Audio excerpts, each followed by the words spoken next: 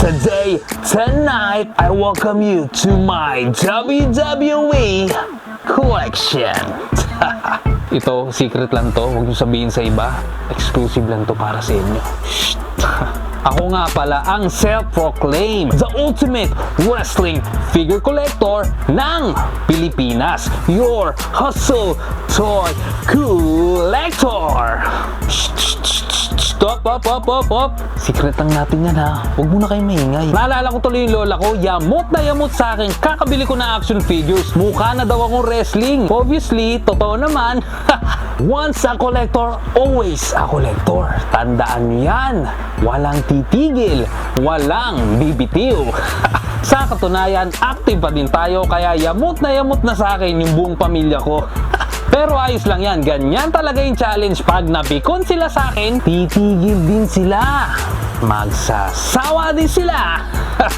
Konting-konti na lang, mag-aasabalutan na ako nito. Kaya samahan nyo akong magbilang kung gaano nakadami ang action figures ko as of now. So, eto na yung mga figures natin. Yan. Hindi ko na muna sila papangalanan. You do the research, I'll do the counting. Para mabilis tayo. Baka sabihin nyo kasi tagal eh. Diba? You can't see me. Okay, ready na ba ang lahat? Dito muna tayo mag-start.